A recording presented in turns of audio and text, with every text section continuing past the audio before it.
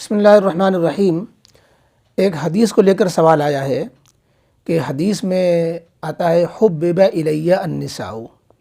کہ نبی کریم علیہ الصلوۃ والسلام نے ارشاد فرمایا کہ مجھ کو عورتوں کی محبت مجھ میں پیدا کر دی گئی، مجھے عورتیں زیادہ محبوب بنا دی گئیں۔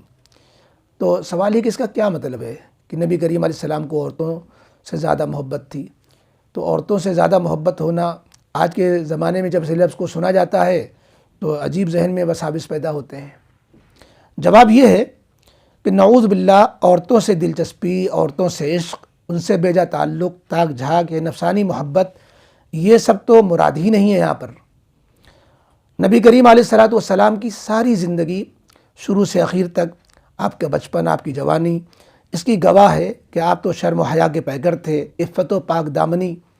عصمت و عفت، یہ آپ کی تو بالکل ضرب المثل تھی۔ آپ پر کسی نے انگلی نہیں اٹھائی، جبکہ لوگ جب آپ توحید کی دعوت دے رہے تھے سب سے پہلے اس پہ انگلی اٹھاتے،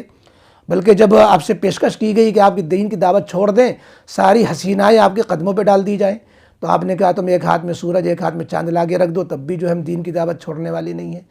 تو نعوذ باللہ جو ہے ایسا نہیں ہے کہ آپ صلی اللہ علیہ وسلم کو عورتوں سے محبت کوئی نفسانی خواہشات والی محبت، شہوت والی محبت، یہ نہیں ہے، بلکہ یہ روحانی محبت ہے، دینی محبت ہے، اخلاقی محبت ہے، عورتوں کی ہمدردی والی محبت ہے، ان کے حقوق خیال والی محبت ہے، جو اللہ رب العزت نے آپ کے دل میں ڈالی تھی۔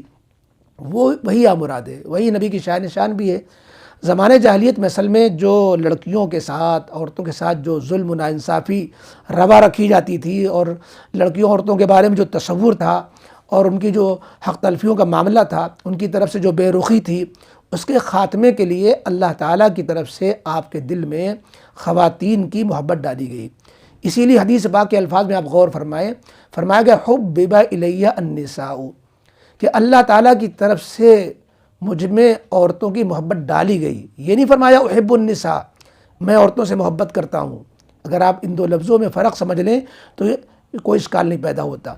تو بہرحال عورتوں کی قدردانی آپ کے دل میں ڈالی گئی، اور آپ صلی اللہ علیہ وسلم نے عورتوں کی قدردانی کی تعلیم فرمائی۔ ایک حدیث میں اور فرمایا گیا، آپ صلی اللہ علیہ وسلم نے فرمایا کہ مجھے 3 چیزیں محبوب قرار دے دی گئیں: خوشبو، نماز، عورت۔ اگر آپ غور کریں، تینوں چیزوں میں ایک بڑا نقطہ ہے۔ خوشبو فرشتوں سے جوڑ کا ذریعہ ہے، نماز خالق تعالیٰ سے جوڑ کا ذریعہ ہے، عورت مخلوق سے جوڑ کا ذریعہ ہے۔ نبی کریم علیہ الصلوۃ والسلام کائنات میں سب چیزوں میں جوڑ بٹھانے کے لیے آئے تھے۔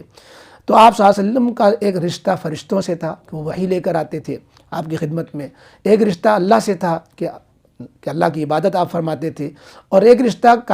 مخلوق سے تھا، انسان سے تھا، اور عورت انسان کے وجود کے لیے اور رشتوں کے قیام کے لیے عورت بنیاد ہوتی ہے۔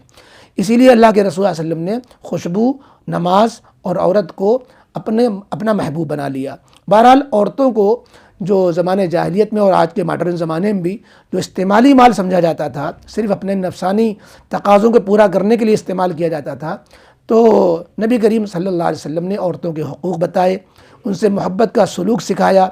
اور جو آپ صلی اللہ علیہ وسلم نے عورتوں کے ساتھ برتاؤ کیا ہے وہ بے مثال ہے۔ آپ صلی اللہ علیہ وسلم کا مشہور ارشاد ہے، خیرکم خیرکم لأہلہ وانا خیرکم لأہلی، کہ تم میں جو بہترین ہیں وہ لوگ ہیں جو اپنے گھر والوں کے ساتھ، اپنے بیوی بچوں کے ساتھ بہتر ثابت ہوں، اور مجھے دیکھ لو کہ میں اپنے گھر والیوں کے ساتھ کتنا بہتر ہوں، میرا سلوک دیکھ لو۔ آپ کے شب و روز گواہ ہیں کہ آپ کا تعلق عورتوں کے ساتھ کیسا تھا،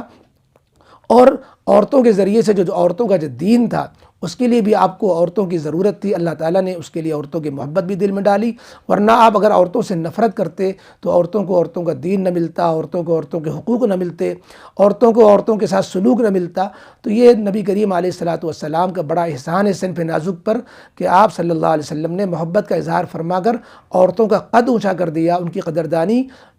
کی دعوت دے دی، اور ان کی قدردانی کی تعلیم و ترغیب و تبلیغ فرمائی۔